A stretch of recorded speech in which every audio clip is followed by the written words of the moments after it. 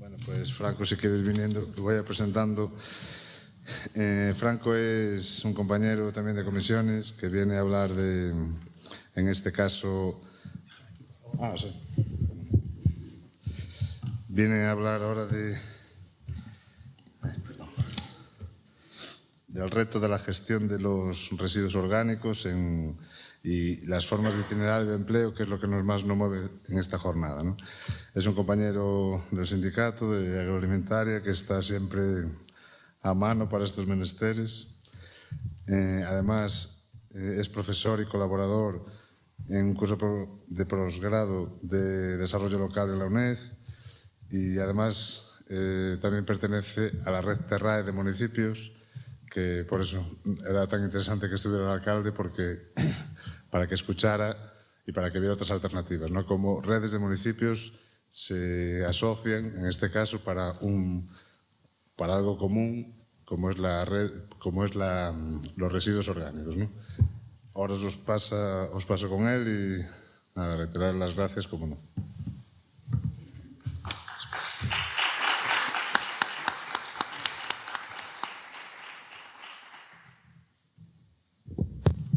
Bueno, pues gracias por contar conmigo. El año pasado ya tuve el privilegio de participar en estas jornadas entre la Unión Comarcal de Comisiones Obreras y la UNED.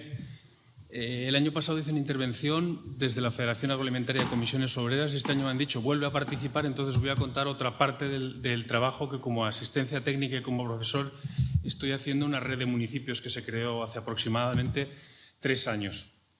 Mi intervención va a ir sobre las oportunidades de autoempleo. En el título pone empleo, pero realmente voy a ir a las oportunidades de autoempleo que pueden surgir en la gestión de los biorresiduos. Esta red lo que se ha dedicado es a explorar oportunidades de autoempleo en el ámbito de la agroecología y está ahora mismo desembocando en modelos de gestión de residuos en municipios muy pequeños del entorno rural. Así que sobre todo tiene un enfoque de administraciones locales.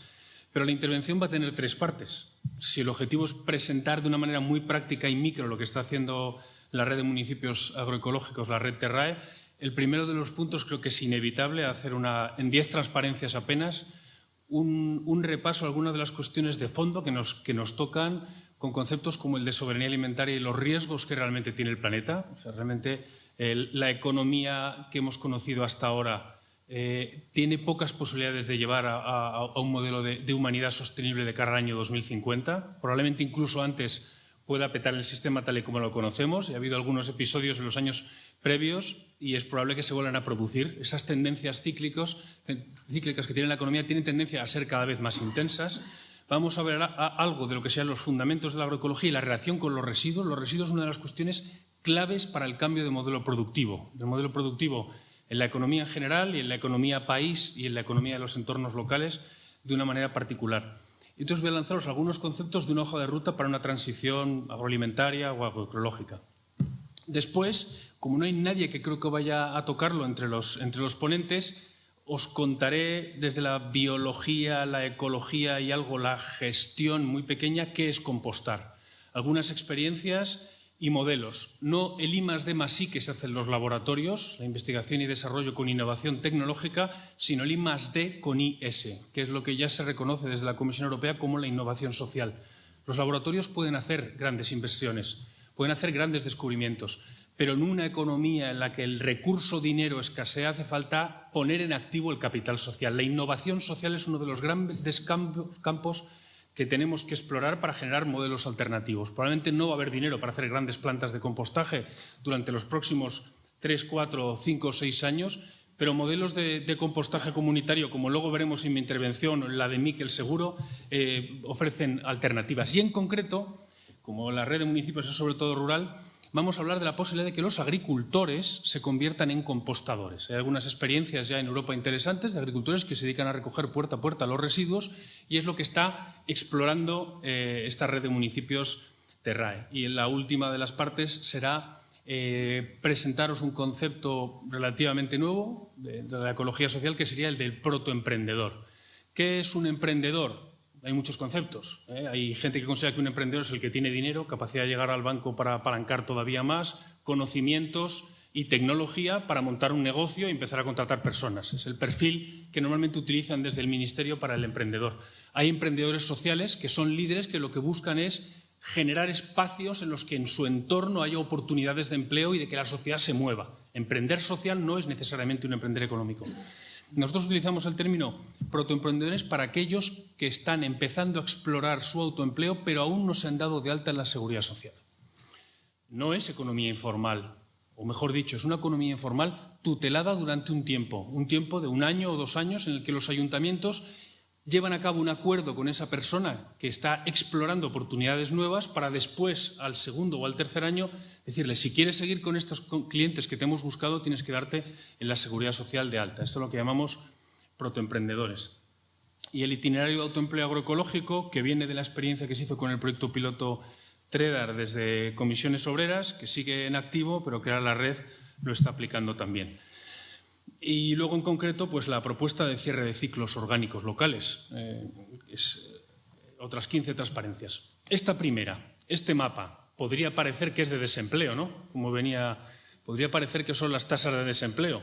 Muy bajas en Finlandia o en Suecia y altísimas en Sevilla, en Córdoba, en Badajoz o en el Alentejo portugués.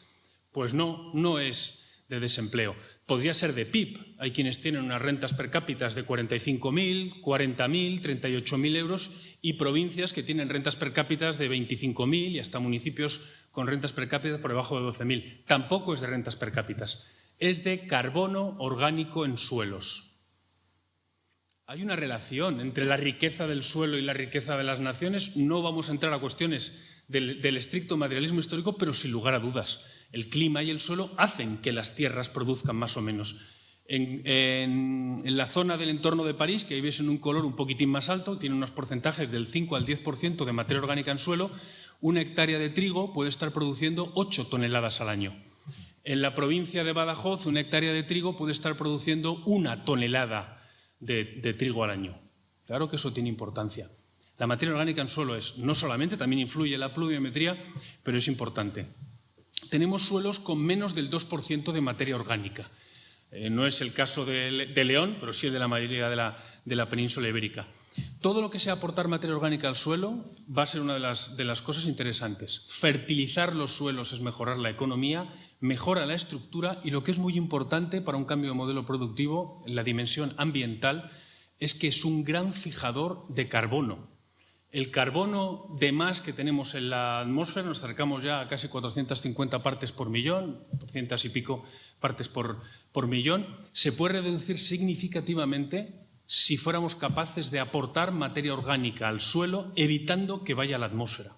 Hay unos estudios de la Universidad de Valencia que plantean, hay muchos en el mundo, que se podría fijar por 1% de materia orgánica que metiéramos en suelo en torno a 78 toneladas equivalentes de CO2. Aumentaríamos la riqueza y a la vez estaríamos reduciendo las emisiones de gases de efecto invernadero. Esto, que parecen formulitas mágicas, está acuñado como término, se llaman satisfactores sinérgicos. Cuando uno lleva a cabo una actividad que satisface varias necesidades simultáneamente, se le llama un satisfactor sinérgico. Cuando una política es capaz de aumentar la fertilidad del suelo, reducir, como ahora veremos, el consumo de energía, que es un grave problema de la viabilidad económica del país, más fijar carbono, está realmente contribuyendo a un cambio de modelo productivo. No son las líneas sectoriales, sino la mezcla y la búsqueda de rayos, digamos, de alta intensidad. Hay un movimiento que se llama de agricultura regenerativa, que ha trabajado bastante en Castilla y León. Dice que si subiéramos un 2% la materia orgánica en todos los suelos del mundo, absorberíamos el actual excedente de gases de efecto invernadero, de carbono equivalente, con un 2% de subida de la fertilidad. Esto requiere un manejo de la materia orgánica y de los suelos distinto a lo que se ha venido haciendo hasta ahora. Por otro lado, yendo a cuestiones de soberanía alimentaria, la FAO, la Organización de Naciones Unidas que se dedica a la alimentación, consciente de que uno de los graves problemas que va a afrontar la humanidad durante las próximas décadas va a ser el suministro de alimentos básicos. Tiene un indicador en el que hace un seguimiento a los principales alimentos, materias primas, los cereales, el azúcar, las grasas, los aceites de diferente tipo, Y en este dibujo del año pasado se ve que se mantuvo más o menos el índice de precios de los alimentos más o menos constante a lo largo de toda la década, desde los 90 hasta los 2007, y ocurre algo curioso en 2007. Se pega un pico extraordinario el precio de los alimentos, se produjeron las revueltas, empiezan a producirse revueltas que desencadenarían en lo que ocurrió luego el año 2011, enero de 2011 y diciembre y noviembre en Túnez y en El Cairo, aquellas revueltas populares que acabaron desencadenando también las propias movilizaciones del 2011 en España. El precio y la subida de los alimentos es una cuestión de inestabilidad política, aparte y sobre todo de manifiesta injusticia en el reparto de los recursos. Y la tendencia es que se produjo una ligera bajada en torno a 2009, pero ha vuelto a subir en 2011 y se mantiene en 2012 y tiene tendencia a una cierta estabilización para en cualquier momento volver a picar hacia arriba. El planeta ha llegado a un límite en su capacidad de absorción de los contaminantes y de la generación de riqueza. Ciertamente esta es una posición que a la mayoría se le denominan crash-oilistas o picoilistas, son los que consideramos que la crisis que tuvo lugar en el año 2007 y 2008 tuvo que ver con la subida del precio del petróleo. Lo has apuntado antes. La subida del precio del petróleo efectivamente tiene una correlación extraordinaria con el precio de los alimentos y con el precio de la energía y con prácticamente todas las constantes de una economía país y todavía más en lo que respecta a la producción de las materias primas. Esto es importante tenerlo en cuenta. Máxime si además nos damos cuenta de que la fertilización, no hay agricultura si no hay fertilización, ¿de acuerdo? Los suelos se acaban agotando de nutrientes. El nitrógeno, el potasio, el fósforo. ¿Dónde está la mayor parte del nitrógeno, que es el principal abono y fertilizante? Está en la atmósfera. El 78% de la atmósfera es nitrógeno y solamente un 21% de lo que respiramos es oxígeno. Cuando cogemos aire nos quedamos con una parte de oxígeno, pero el líquido fundamentalmente es nitrógeno. Lo que se hace es, para tener barato fertilizantes, hay varias metodologías, pero una de ellas es apretar técnicas, comprimir, meterle presión a la atmósfera, combinarla, quemarla y conseguir que se fije el nitrógeno, lo aplicas en el suelo y tienes fertilidad durante un tiempo. Pero el problema es que el nitrógeno quiere volver a ser nitrógeno, quiere volver a ser aire, quiere volver a ser N2 y se va de nuevo a la atmósfera, pero portando moléculas, átomos pesados de oxígeno, dando un extraordinario efecto invernadero. O sea, los fertilizantes son uno de los principales causantes de efecto invernadero. En este caso, esta transparencia, que no está actualizada porque el Ministerio no ha puesto datos más recientes, veríais el consumo total de energía. Del total de la energía que se consume en una economía normalmente, el 15%, en torno al 15% son alimentos. Dependiendo de las fuentes, el 18-15% serían también el equivalente en emisiones de gases de efecto invernadero. Si vamos al caso de la producción de alimentos, la parte agrícola, que pensamos que es la verde, es el 33% del consumo. Solamente un 87% es la poscosecha, la industria y el traslado hasta los lineales de los supermercados, las tiendas o los grupos donde podáis hacer el consumo de los alimentos finalmente. Y como veis, la mayor parte de la energía se va en comprimir la atmósfera y poder dejar el nitrógeno en estado líquido o sólido para poderlo aplicar a los suelos. Es el mayor componente de consumo y el mayor causante de gases de efecto invernadero. Dependiendo de la tecnología que se utilice, si es en la India o es con la tecnología europea, podría estar entre 7 litros de petróleo por cada litro de fertilizante o 3 litros de petróleo por cada litro de fertilizante.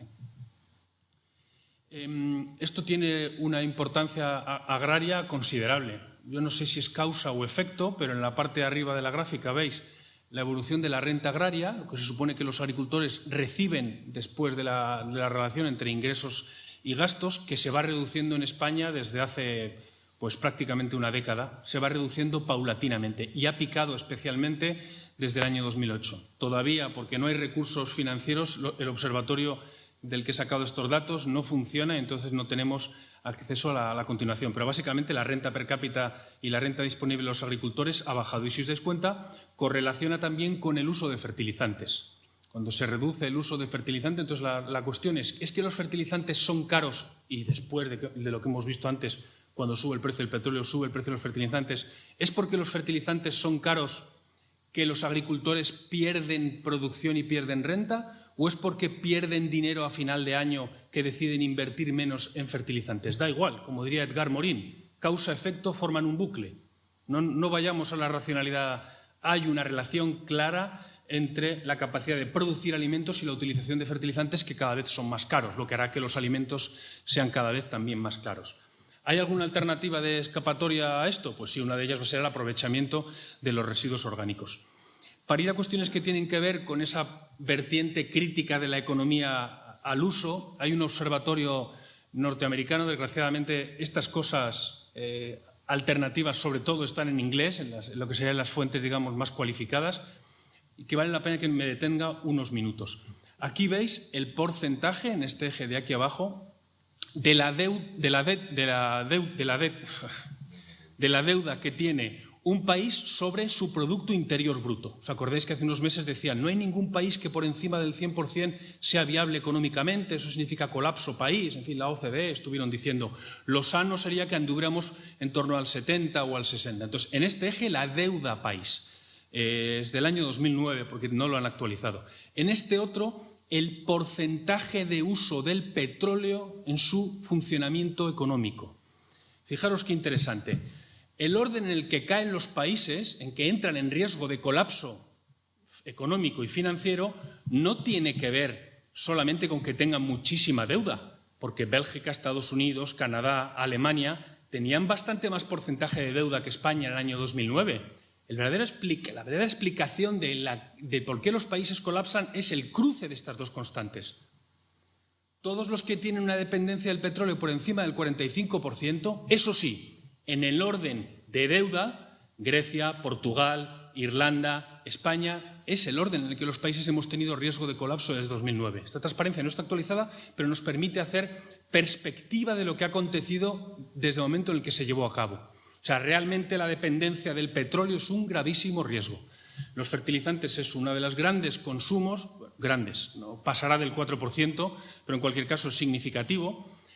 Si sumamos además los desplazamientos y acortamos circuitos en la distribución de alimentos, mejoramos la eficiencia energética en los procesos industriales, el sector alimentario tiene que aportar para hacer viable un país que no solamente depende de que cobremos impuestos o de que seamos capaces de pagar la deuda, sino cuanto antes de que reduzcamos la dependencia de la compra de petróleo. Esta es la evolución de la compra el déficit energético de la economía española del 95 al 2011. El déficit energético era solamente de un 30% el año 95.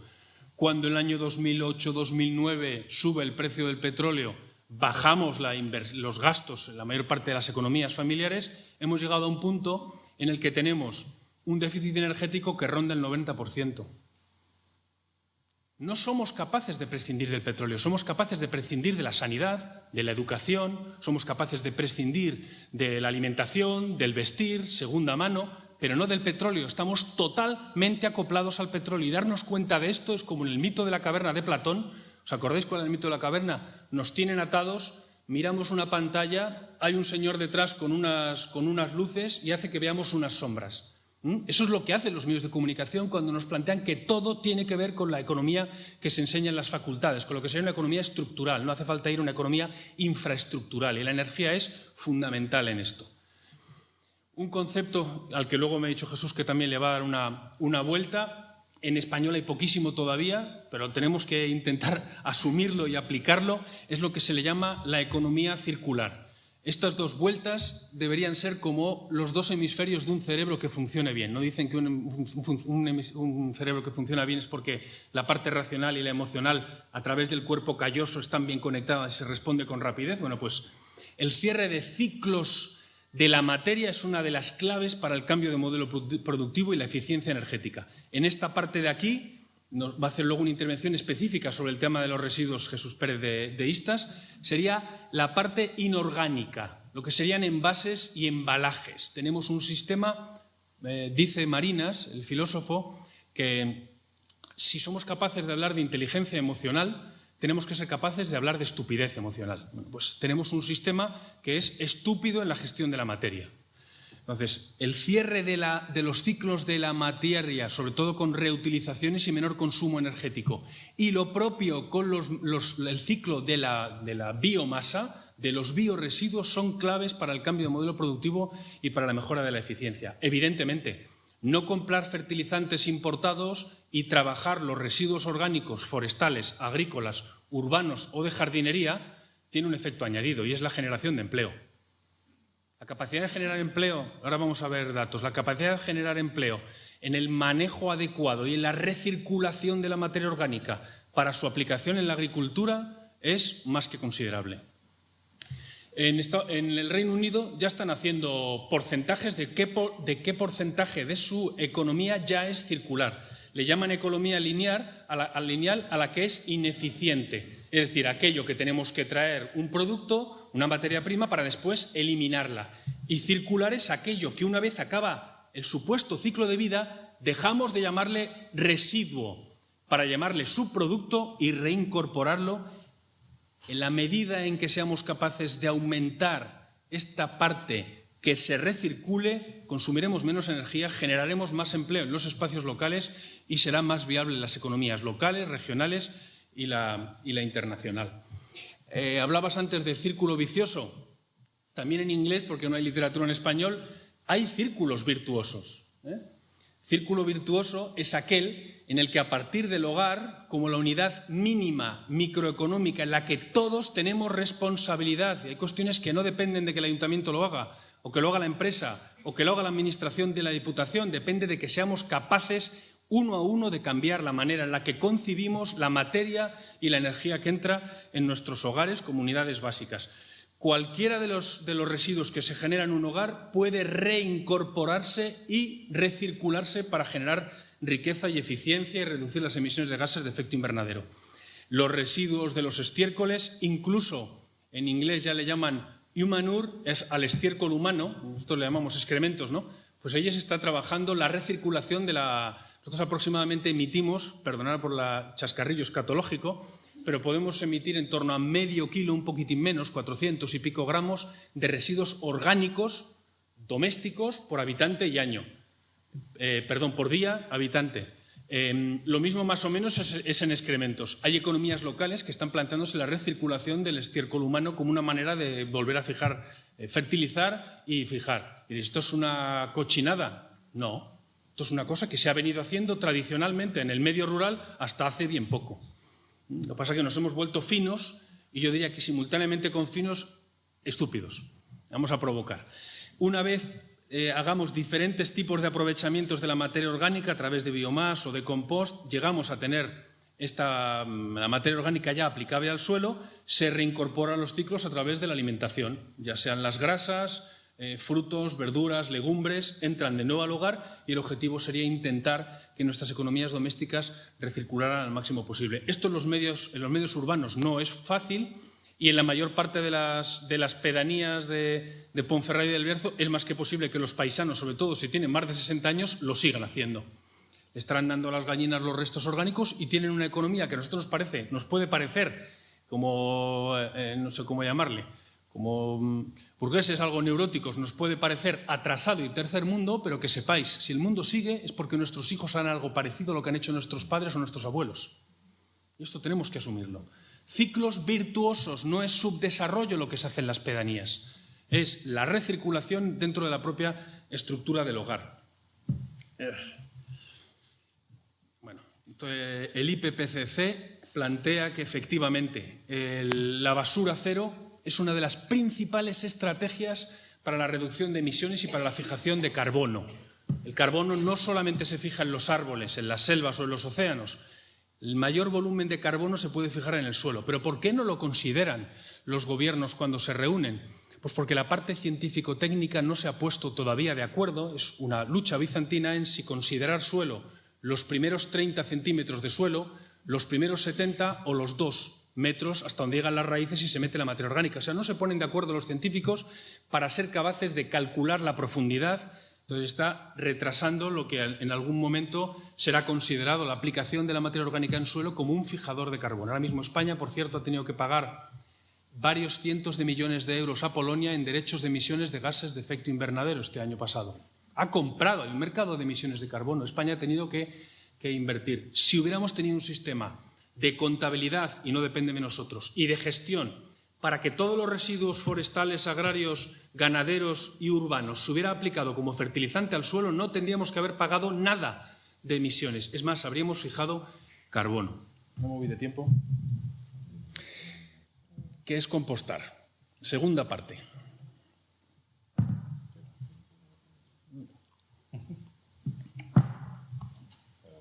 En primer lugar, seguramente Mikel luego le dará una vuelta, son datos atrasados, varían tantísimo de unos municipios a otros, de unas diputaciones, que lo importante es que tengamos claro cuál es la estructura de nuestra media bolsa de residuos, la gestión de los residuos de los que tenemos una corresponsabilidad como ciudadanos. Aproximadamente un 9% va al contenedor amarillo, un 12% al de vidrios, un 16% al de papel y cartón. El resto le llamamos, y en eso yo creo que aquí se está haciendo confusión, va todo al mismo. Le llamamos biorresiduos y resto, pero va todo absolutamente al mismo destino. Tenemos, y se ha pasado ante la transparencia, un mandato, afortunadamente, un reglamento de la Comisión que se transfirió a una ley propia 22/2011 de residuos. España tiene el compromiso de que el 50% de los residuos del año 2020 dejen de ser residuos para ser considerados como subproductos y se reincorporen, o sea, volverlos a circular dentro de la cadena. El 50% ahora mismo debemos entrar en torno al 24, 26, dependerá de las fuentes. Luego nos los confirma si es que hay datos oficiales. Este 29%, que en realidad es más, porque se puede llegar a conseguir con un puerta a puerta, como luego nos explicará Mikel, que apenas sea un 7 o un 8% los impropios, hay una parte importantísima, la mayor, son los biorresiduos. ¿Qué podemos hacer con los residuos orgánicos que ahora mismo van a un vertedero que cuesta dinero? De media, por tasas solamente municipales, en España está pagando 50 euros por habitante y año para la gestión de estos residuos. No del amarillo, del verde y del azul que llevan su propio proceso, sino sobre todo de esta parte de aquí. 50 es lo que nos cobran los ayuntamientos, pero las diputaciones y los ayuntamientos de otros lados, y la contabilidad no está clara, les viene a costar en torno a 150 a 200 euros la gestión de esta parte de los residuos. O sea, es una ineficiencia en un combinado de no querer ver y no saber ver el tema de la gestión de los biorresiduos. El cubo marrón es el gran reto, es una de las cosas que tendremos que hacer sí o sí de aquí al año 2020. Hay dos maneras de gestionarlas, los compañeros luego la van a desarrollar mucho mejor. El quinto contenedor, que es allí donde tenemos el papel, el cartón y el vidrio, poner otro marrón donde solamente vaya la materia orgánica, no lo que hacemos hasta ahora, que es todo lo que no es papel, vidrio y cartón, solamente la materia orgánica. Y la otra modalidad sería un recogida puerta a puerta. Dependiendo del día de la semana, sabes que un día dejas el papel, otro día dejas el cartón, otro día dejas la materia orgánica y bien separada, si no está contaminada por los restos, se puede aplicar como compost. Ya no podremos llamar compost a la porquería que se hace con el cubo verde de los restos, que tiene una cantidad de metales pesados, de cadmio y de zinc que no os podéis ni imaginar. O sea, eso es tóxico. No se sabe qué hacer con ello. Acaban incinerados la mayor parte de las veces. La pirámide de prioridades de gestión de biorresiduos que propone la Comisión Europea no está trasladada a la ley, pero la teoría está ahí y es muy importante tenerla en cuenta porque voy a hablaros unos minutos sobre ellos. Primero de todo, ser conscientes de que el 50% de los alimentos en España se tiran a la basura. En la Unión Europea un 33%. En España, y no son datos de un movimiento ecologista, son una asociación de empresarios de la distribución y de la fabricación de alimentos reconocieron en diciembre del año 2012 que el 50% de los alimentos van por uno u otro motivo a la basura, sobre todo las casas, los restaurantes en menor medida, la industria en poca medida y los agricultores en menor medida. El 50% de los alimentos va a la basura. Hay una prioridad de eficiencia que sería, en primer lugar, antes de que un alimento se caduque, hay un gran acuerdo de las grandes empresas, llega tarde pero está, para que antes de que pase el quinto o cuarto día de que se caduque un alimento, va a bancos de alimentos, ya sean de Cáritas o de la Cruz Roja. Un compromiso para reducir y que vaya, primero de todo, a alimentar a las personas que lo necesitan. Bancos de alimentos. Estaba el segundo paso. Tercero, alimentar a animales. Aquí es uno de los campos en los que estamos explorando desde la red Terrae. Volver a alimentar animales, sí, el gocho de toda la vida o las pitas de Calella, pues vuelven otra vez a ser destinatarios teóricos, porque aquí los veterinarios dirán es incompatible alimentar animales con que el producto resultante de la cría de animales con basura orgánica pueda darse a los humanos. Entonces, no se puede hacer a gran escala, pero sí para consumos de pequeño tamaño, autoconsumo o grupos de gestión de basura colectivos. Bueno, ha saltado a otra.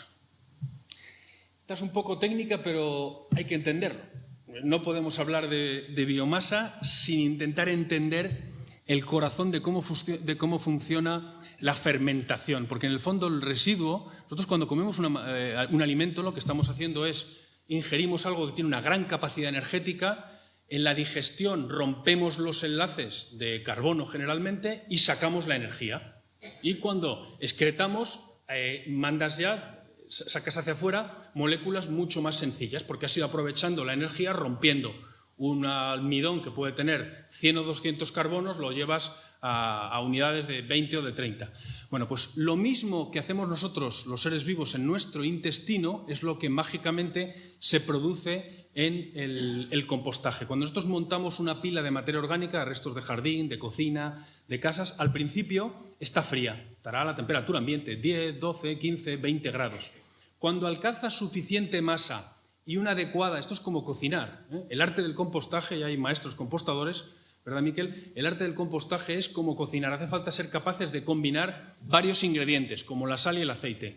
La relación entre el carbono y el nitrógeno es una cuestión fundamental. Si el carbono o nitrógeno está en torno a 1 de nitrógeno por cada 25 de carbono, las bacterias encuentran condiciones, si además hay humedad y oxígeno suficiente, y se produce una bomba térmica, una pila de compost bien manejada, bien gestionada, con un volumen adecuado y con estas constantes, llega a 70 grados de temperatura, en lo que se llama la fase térmica. Metes la mano y arde.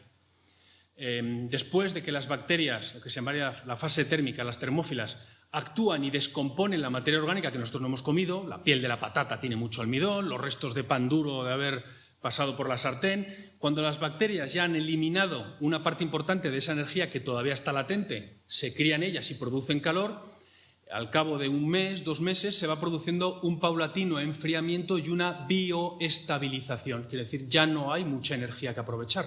La energía se la han comido las bacterias. Esto es lo que básicamente se hace en las plantas de compostaje. Lo que pasa es que de una manera intensiva el oxígeno lo metes con un ventilador o volteando continuamente y al cabo de 2 a 4 meses tienes un residuo, si lo has hecho con materia orgánica 100%, tendrías un compost y si no tendrías un bioestabilizado, que ya no va a oler, no va a producir fermentación y se puede, por lo menos, eliminar de una manera normal. No voy a tener tiempo para detenerme mucho más, pero por mínimo interés que tengáis, yo os aconsejaría que entraseis a la alquimia del compostaje. Es realmente una disciplina fascinante.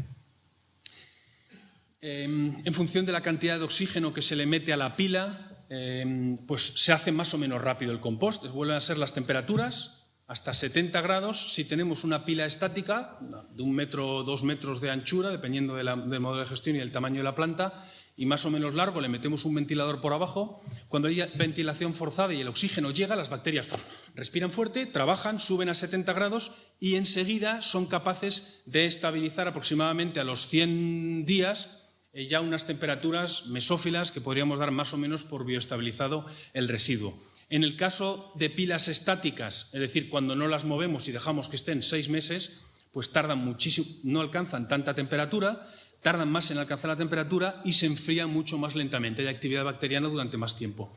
Y en las pilas volteadas, que suelen ser con una máquina o a mano o a pala, pues si se hace bien, se consigue incluso antes que con las de aireación forzada. Puedes conseguir ya en 120 días, en aproximadamente 4 meses, tener el compost hecho para que lo puedas aplicar al suelo y se convierta en un auténtico fertilizante y en un fijador de carbono.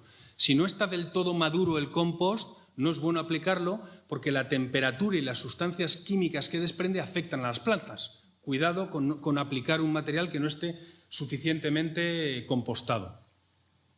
Una cuestión interesante de modelos de gestión. Esta transparencia viene de la red de Composta en Red, que por lo visto Jorge Romea no va a poder venir, luego explicaréis por qué. Es una red de municipios que lleva ya funcionando creo que 6 o 7 años y una de las transparencias en una de sus jornadas, creo que vale la pena que la traigamos a colación, habla sobre los costes de la gestión de los biorresiduos. Aquí sería el coste del tratamiento y aquí la capacidad de tratamiento que tiene una planta. Una gran planta de Diputación, cuanto más grande es la planta, más coste de tratamiento, porque hacen falta inversiones de millones de euros, desplazamientos a una planta provincial que suponen cientos de kilómetros en algunos casos, como pueda ser el de León. Si nos vamos a los compostadores, los pequeños compostadores de viviendas unifamiliares, el Ayuntamiento o el Ministerio regala 1 metro cúbico de plástico para que metas dentro, también tiene unos costes. Cuando son muy individualizados tiene costes. La optimización de los costes para la gestión de los biorresiduos es en escalas comunitarias, en procesos de compostaje comunitario del que después nos van a hablar con los ejemplos los compañeros de Guipúzcoa. Pero yo quiero poner una imagen que a mí me ha marcado desde que tuve acceso a ella. Esto es un jardín en Montreal. Detrás de este seto de rosas hay un proceso de compostaje comunitario en el que participan 2 restaurantes, todos sus biorresiduos, una tienda de alimentación, 310 personas, tratan 85 toneladas al año y no cobran a los participantes, y al Ayuntamiento le cuesta una visita semanal o mensual para ver si aquello se gestiona más o menos bien. En un jardín, en un entorno urbano. ¿Costes de estos modelos de gestión? Pues ni los técnicos lo saben exactamente, pero este es el sistema más barato para la gestión de los biorresiduos. Sin desplazamientos, sin camiones, directamente que voluntariamente el ciudadano lo lleve a un lugar donde se produzca el compostaje. Aquí el liderazgo en España lo tienen claramente Navarra y Euskadi. Hay un modelo que es el que desde la red Terrae estamos explorando con protoemprendedores. Se está llevando a cabo en Austria o sobre todo en Flandes y en Holanda y en Dinamarca, y es llegar a un acuerdo con un agricultor o con un ganadero. El Ayuntamiento le dice a este agricultor, este ganadero, oye, ahora mismo a mí los costes de gestión a través de FCC me suponen 100 euros por tonelada, 80 euros por tonelada y año. Como tu granja está cerquita, te ponemos un técnico para apoyar, solamente estás a 5 kilómetros. Si nosotros te pagamos 30 euros o 40 euros por tonelada a 5 kilómetros del pueblo, ¿estarías dispuesto a hacer una pila de compostaje si tienes sitio y luego evitas comprar fertilizantes que cuestan dinero y te conviertes en fabricador de tus propios fertilizantes orgánicos, o luego lo vendes a los otros si tiene calidad de tipo A? Hay varios umbrales de calidad del compost. Eso es una de las cosas que realmente pita. Vuelve a ser un sistema barato. No tanto como cuando uno mismo lo lleva y lo composta detrás de casa, pero es un sistema barato y garantizamos que recircula y va a la agricultura, fija carbono y reduce la compra de fertilizantes de síntesis. Hay otro de los modelos, este tal vez lo hubiera contado también Jorge, es la utilización de animales. Es uno de los que en la red Terrae, yo llevo 8 años ya practicándolo de modo piloto y ya estamos en fase de transferencia. Pero no os voy a contar mi caso, sino el del Ayuntamiento de Noain, en Navarra, que han llegado a un acuerdo con 30 vecinos, han puesto 11 gallinas en un parque urbano. Cada vecino lleva, cuando quiere, a un contenedor marrón, que no sale aquí en la fotografía, los restos del marrón, solamente lo que come una gallina. Pueden ser peladuras de fruta o restos de pollo o de pescado o cualquier cosa que sea realmente orgánica. No eches colillas, ni compresas, ni clips, ni la pelusa de barrer. Eso va a restos. Lo echas a un cubo marrón y cada uno de los 30 vecinos va un día al mes para meter el contenedor, dar de comer a las gallinas y llevarse los huevos de ese día.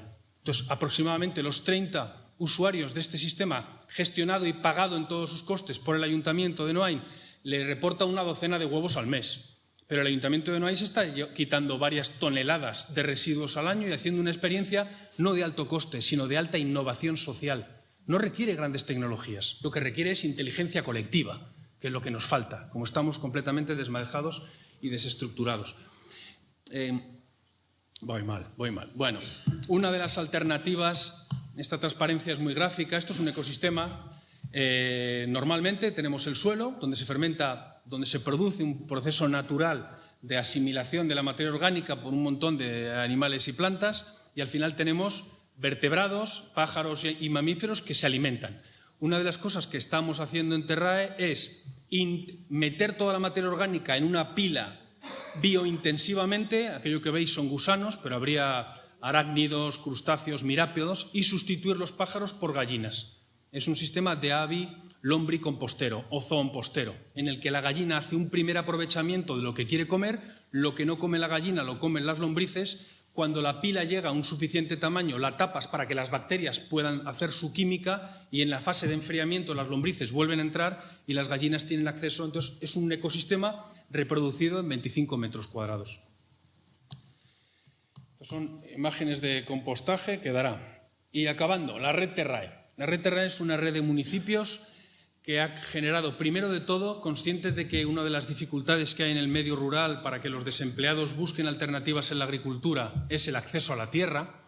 Igual que aquí en el Bierzo tenéis un banco de tierras, pues esto es un banco de tierras de ámbito estatal. En rojo están las ofertas, que son pocas, y en verde, y esto es de hace varios meses, las demandas de este banco de tierras estatal. Pero nos dimos cuenta de que un banco de tierras no es suficiente, que hacía falta algo más. Lo que está haciendo la red Terrae es lo siguiente. Conscientes que entre el desempleo rural y una horticultura ecológica certificada hay un salto dificilísimo de lograr. Porque no tienes conocimientos, no tienes experiencia, no tienes consumidores. Hace falta hacer un curso de jóvenes agricultores, pero tienes que haber tenido la tierra antes. Lo que se plantea, y viene de la metodología que ya se experimentó desde la Federación Agroalimentaria del Trédar, es ofrecer formación para huertos de autoconsumo con un pequeño compostador. Tienen 50 metros cuadrados, aprenden horticultura de autoconsumo, durante un año tienen acceso a tierras. Aquí se ha hecho en Folgoso y en 50 metros cuadrados aproximadamente, 50 horas de formación. La gente, pues, para autoconsumo, hace su compostaje, tiene su propio huertecito. Al segundo año, y si quieren, la formación pasa a hacer de 100 y pico horas, los recursos que se consigan públicos. Igual que Trédar ha estado buscando grupos de consumo, por ejemplo, este año pasado había algunos compañeros del Hospital Comarcal que ha estado consumiendo a desempleados en prácticas. Lo que hace la red Terrae es busca mercadillos, el ayuntamiento organiza mercadillos o bien busca restaurantes que quieran comprar durante 3 meses en prácticas a una persona que aún no se ha dado en alta en la Seguridad Social, pero que se le tutela, se le está enseñando y se le da la oportunidad de practicar. Al siguiente año se le dice si ha funcionado, si el restaurante está contento, tú ya planificas la huerta del año siguiente poniendo aquello que te va a comprar el restaurante y luego te buscas la vida, todo lo han vendido. Este año se ha hecho con 30 personas entre Extremadura, Cantabria, Madrid y Castilla-La Mancha.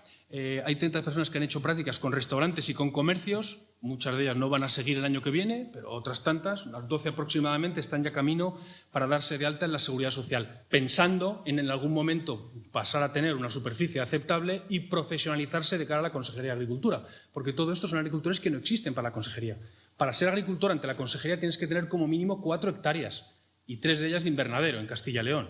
Pero esta gente pueden sacar una renta aceptable y digna, sobre todo si estás desocupado, cultivando 1.000, 1.500 metros cuadrados de terreno, lo llevas a un grupo de consumo de los que tiene comisiones o a 1 o 2 restaurantes y vas haciendo unas prácticas pagando ya la Seguridad Social, dado de alta la Seguridad Social. Se utiliza un modelo de contrato, las características del contrato es lo tiene que firmar el ayuntamiento, o sea, hay una tutela por parte de la administración local que se moja y asume riesgos, el alcalde o el representante de la red, el nanoagricultor en prácticas, el restaurante que acepta y a cambio se le ofrece una marca, suena Slow Food, una marca de kilómetro cero, no está todavía oficial, pero hay una red de Slow Food en todo el mundo, se organizan en conviviums comarcales. Entonces lo que estamos trabajando es con restaurantes que quieran ofrecer en su minuta, en su menú, alimentos de kilómetro cero comprados a alguien en su entorno local. Firma el técnico de desarrollo que le hace, digamos, el acompañamiento al autoempleo y siempre hay también un mentor agroecológico. Como no hay recursos, se hace desde el voluntariado. Suele ser el profesor el que cuando tiene alguna duda de plagas, de fertilidad, de si está o no maduro el compost, es el que le está haciendo el trabajo. Los restaurantes se ha dado difusión a través de medios de comunicación, ha salido en el país. Entonces, por un lado veis al pequeño emprendedor y por otro lado al restaurante. Esto es el restaurante El Poleo, en Patones, en Madrid, una zona de restauración. Y aquí un grupo de 2 chicas que aún no se han dado de altas, biólogas las 2, desempleadas desde hace 3 años, que se han puesto a producir hortalizas. Y aquí otro caso en Extremadura. Este es un caso interesante, y ya voy a acabar, prometido. Estos son Dani y Roberto, llevan ya un par de años produciendo con un invernadero en terrenos municipales cedidos por el Ayuntamiento de Carcaboso, que es vicepresidente de la red, Y este es La Golondrina, un restaurante en el pueblo. Llevaron a cabo un contrato Terrae durante 6 meses.